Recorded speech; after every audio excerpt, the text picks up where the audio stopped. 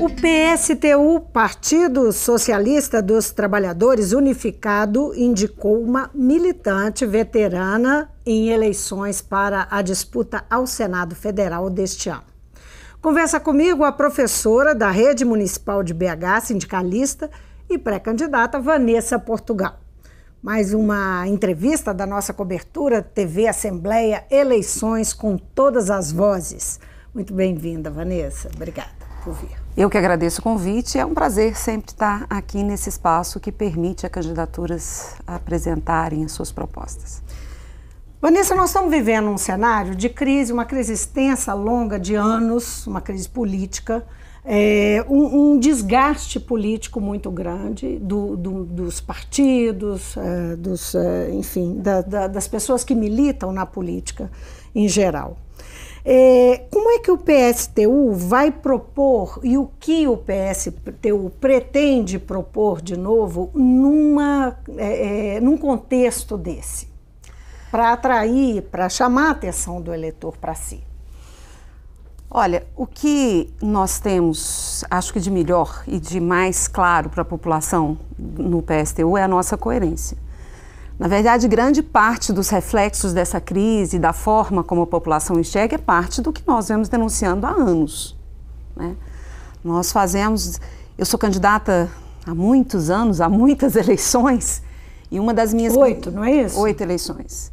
E desde o início, as nossas plataformas políticas sempre discutiam o financiamento de campanha, que foi um dos temas que no momento passado foi muito debatido e que continua sendo um problema, né? Que é, na verdade, o atrelamento do Estado com as empresas privadas e o atrelamento do Estado com a iniciativa privada, que é parte das crises que estão colocadas aí, que é parte desse debate todo sobre o problema da corrupção, da desmoralização dos políticos. E nós, no PSTU, sempre tivemos uma convicção muito grande, que é, nós somos um partido que tem por convicção, por natureza, por criação, organizar a classe trabalhadora para que ela lute pelos seus direitos, fazer parte dos processos de organização da classe. E sempre tivemos campanhas independentes das grandes empresas, independente da patronal, campanhas que nos permitissem dizer aquilo que nós acreditávamos. Então, nesse sentido, você está dizendo que não só o discurso não vai mudar, como não vai mudar também a prática de fazer campanha, de financiar a campanha. A prática não muda e o discurso não. Eu acho que, neste momento, o discurso muda em um sentido. Ele fica mais fácil de ser exposto. Nós temos exemplos mais claros, mais concretos, para colocar aquilo que a gente já sempre discutiu esses anos todos, né? Que é essa história de que o Estado brasileiro, dos outros países do mundo, não é um Estado para todos, não é um Estado para toda a sociedade, para todos os trabalhadores. O Estado, ele vem atendendo a um setor muito pequeno da população, que é quem financia os candidatos e, consequentemente, as pessoas que são eleitas. Que expectativa que você tem para essa eleição? Já que está proibido esse modelo, o financiamento privado. Não está, né? Está proibido o financiamento de empresas. Na verdade, o financiamento de empresa, quem tem dinheiro vai se autofinanciar, não é? Não sei, porque na verdade eu acho que acabou passando uma forma meio estranha, porque quando a empresa financia, aparecia lá o nome da empresa. Agora, só que a empresa tem donos, né? Tem acionistas, tem pessoas que lucram com a lucratividade das empresas. As empresas não podem financiar, mas os donos, os acionistas podem. E quando eles aparecem como pessoas físicas, fica escamoteado, fica escondido.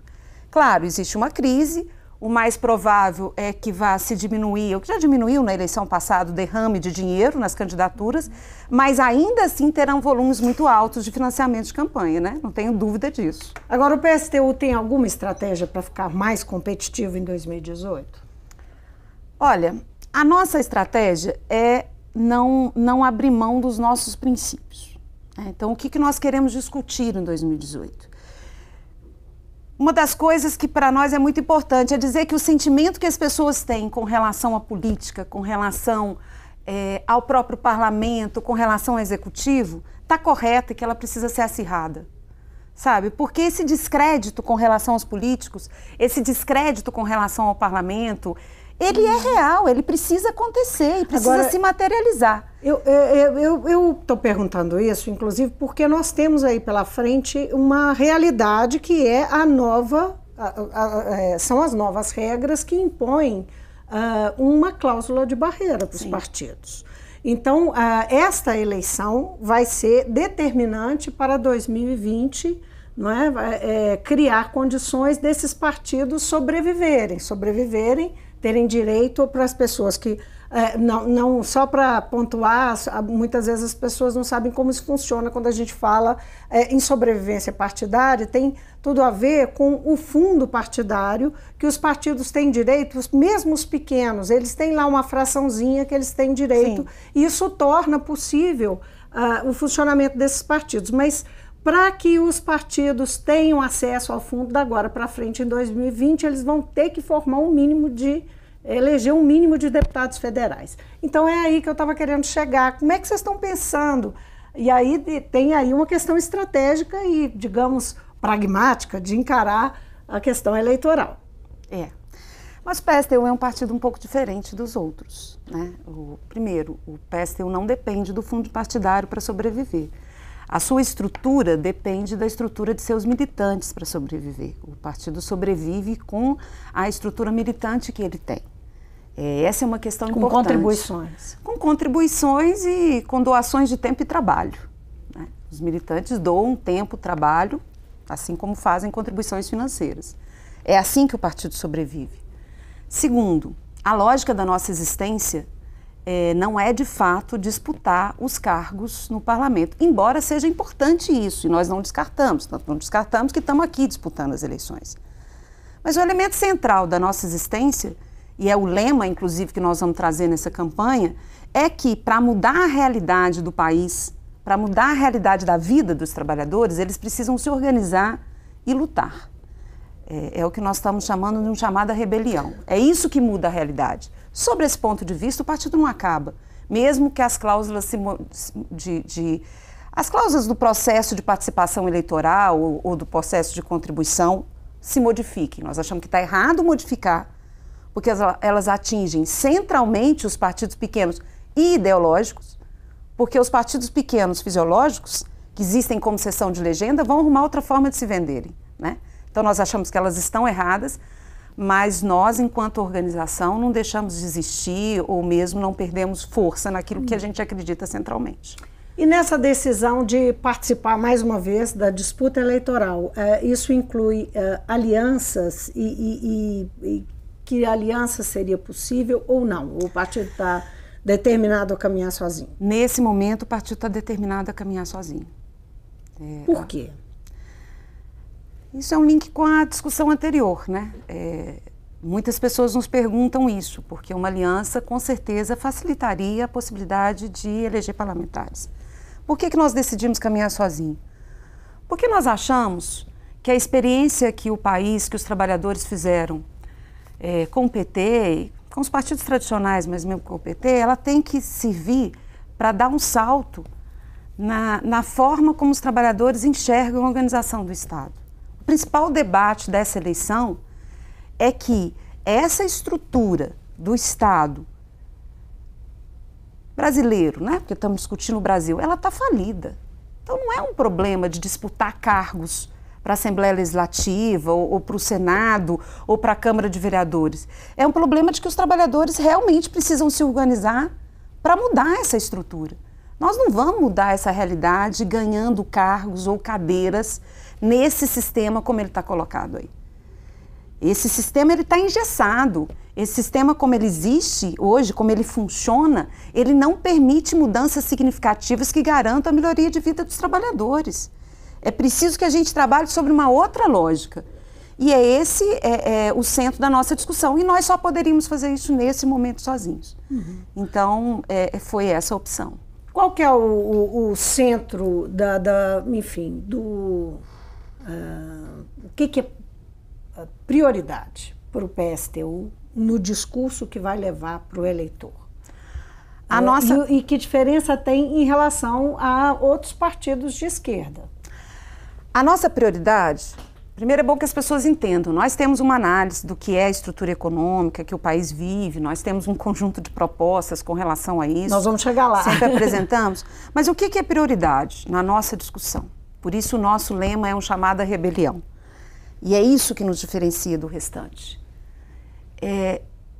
Que é o que eu falei anteriormente. Olha, se nós não retomarmos as velhas fórmulas, eu nem sei se são tão velhas assim, de organização da classe, de livre organização da classe, para que ela dispute os espaços do Estado, dispute os recursos do Estado e dispute os seus direitos, não tem mudança. Então, o centro da nossa campanha será um chamado à organização dos trabalhadores. Nós achamos que os trabalhadores estão dispostos a lutar, estão indignados, achamos que os trabalhadores não acreditam mais nessa estrutura, mas não sabem o que fazer. E o que nós entendemos que é necessário ser feito é reforçar os processos de organização por bairro, por categoria profissional, para que a gente possa montar conselhos populares que sejam de fato autônomos e que possam fazer um enfrentamento com a estrutura que está aí, mudar a sua realidade.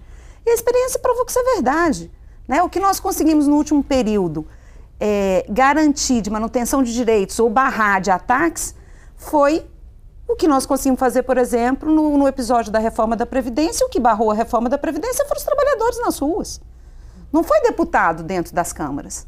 Agora, a questão previdenciária é uma questão, digamos assim, do ponto de vista do trabalhador, extremamente pragmática. Quando você fala em mobilizar, tem que passar por aí, ou é possível realmente fazer uma revolução, propor uma revolução no pensamento e no comportamento do trabalhador brasileiro? Porque a sensação que se tem é que existe uma grande massa trabalhadora que está profundamente descontente, mas apartada da ação política, da discussão política, descontente, descrente, mas apartada. E aí? Eu não sei, será que está descontente? Descontente está, será que está apartada? Eu tenho a impressão de que existe um processo crescente de mobilizações espontâneas. Nós tivemos aqui, em Minas Gerais, em Belo Horizonte e no país, tivemos aí a greve dos caminhoneiros, com todas as suas contradições, né? E a gente não vai negar isso, mas que inacreditavelmente recebeu um grande apoio da população, porque o sentimento de luta, ele faz parte hoje da população. Eu sou professora, eu fiz parte da greve das professoras da educação infantil. E olha, de Belo Horizonte. Uhum. Tem 20 anos que eu faço greve. Eu nunca vi uma greve com tanto apoio. Porque existe um sentimento de que lutar é legítimo, de que se mover é legítimo, de que reivindicar é legítimo. Agora, nós vivemos 20 anos de desmonte da estrutura organizativa, da estrutura sindical que foi construído pelos trabalhadores. Então, é lógico que existe mais dificuldade de organização e de luta.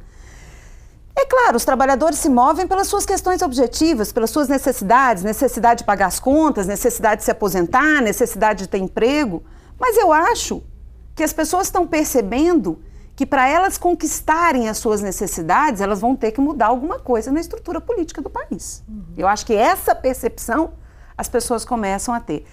E mais ainda, eu acho que as pessoas começam a ter percepção que só pelas eleições não vai dar para mudar a estrutura política do país. Vai ter que ser feito algo mais. Agora, você, como nós conversávamos há pouco, vai ser candidata pela 8ª vez. 8ª vez. O que te motiva? O que te faz sair de casa e a luta num processo eleitoral? Eu sei que esse não é um trabalho que está só ali dentro do processo eleitoral, mas é um processo muito difícil. Mas o que te motiva? Olha só, eu acredito naquilo que eu defendo. Acredito de verdade naquilo que eu defendo. E, na verdade, a luta que a gente trava no processo eleitoral não é a luta que eu travo, não é diferente da luta que eu travo no dia a dia dentro da sala de aula, ou que eu travo no dia a dia dentro do sindicato, ou que eu travo nas ocupações urbanas, né, que a gente tem uma atuação lá também. É a mesma luta, é uma luta de conversar com os trabalhadores, convencê-los de que nós somos maioria nessa sociedade, que se nós nos organizarmos, nós podemos mudar a nossa própria realidade. Então, o processo eleitoral é mais um espaço de tentar fazer, ou de tentar não, de fazer essa discussão com a classe trabalhadora, não é diferente. E eu realmente acredito na humanidade.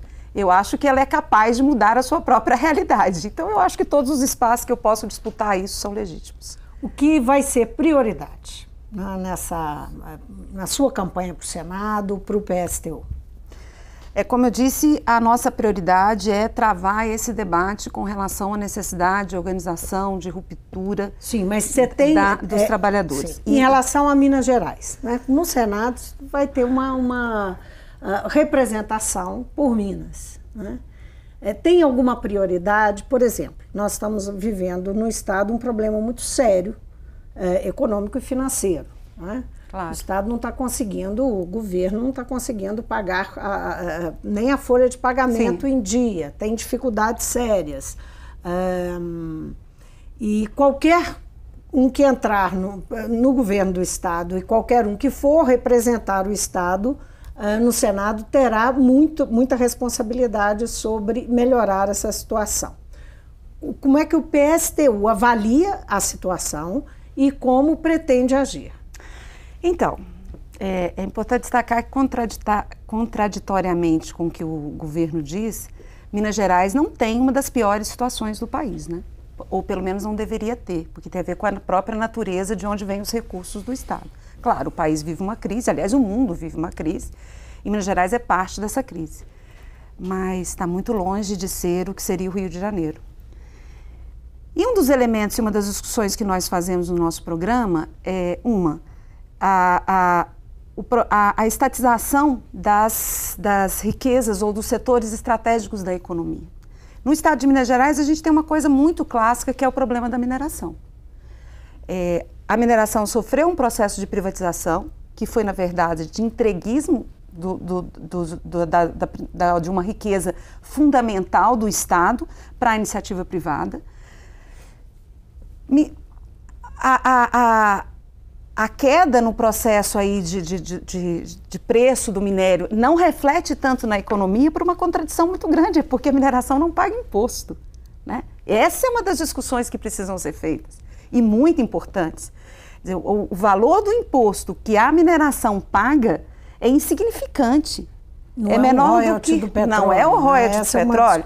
Essa é uma discussão importante, tanto é que é fundamental, porque tem a ver com uma riqueza estratégica, com uma riqueza que é do povo, que não pode ser de ninguém, porque é o nosso subsolo. A exploração dela está privatizada e sequer imposto se paga para o Estado. As pessoas falam na bancada religiosa, na bancada da bala, na bancada sei lá das quantas, mas esquecem de falar da bancada da mineração, né? Quantos são os candidatos eleitos com os recursos das mineradoras no estado de Minas Gerais? Se pegar a lista de doações, é uma coisa monstruosa. Monstruosa. Então, esse eu acho que é um debate importante que precisa ser feito em qualquer espaço que a gente esteja. Agora, acabou de se aprovar uma redistribuição de recursos para os municípios com relação à questão da mineração, mas não se aumenta o valor que é pago e nem o controle que se faz do processo do processo de mineração propriamente dito. Esse é um debate, né, para dar um exemplo, que para nós é central. A outra discussão, que tem a ver com o Estado e tem a ver com o país, é o problema da dívida. 1/3 do que a federação arrecada é entregue diretamente para os bancos via pagamento de juros da dívida pública. E, na verdade, você tem um processo de quem recebe o dinheiro é quem determina o valor desses juros. E aí não tem estado ou município que se sustente, porque o Brasil tem uma estrutura em que a federação arrecada os impostos, mas os serviços são prestados pelos estados e municípios.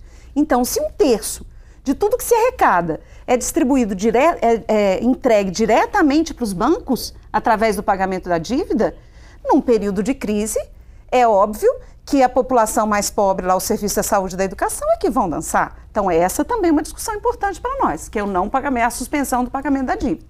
Não tem nada que justifica transferência de tanto recurso para os bancos numa situação em que tem estados no país, como é o exemplo de Minas Gerais, que foi dito, que não consegue pagar salários básicos de trabalhadores da educação. Embora eu acho que aqui o governo não paga por uma opção. Vanessa, muitíssimo obrigada por vir ao Mundo Político. Eu agradeço mais uma vez o convite. Eu conversei com a professora e sindicalista Vanessa Portugal. Ela é pré-candidata do PSTU ao Senado. E essa entrevista faz parte da nossa cobertura eleitoral de 2018, que começou em abril. É a TV Assembleia nas eleições com todas as vozes. Nosso objetivo, contribuir com a discussão sobre os grandes desafios de Minas e do Brasil, sempre tendo como referência os direitos fundamentais preconizados na Constituição Cidadã, que completa esse ano 3 décadas. Obrigada pela companhia e até o próximo Mundo Político.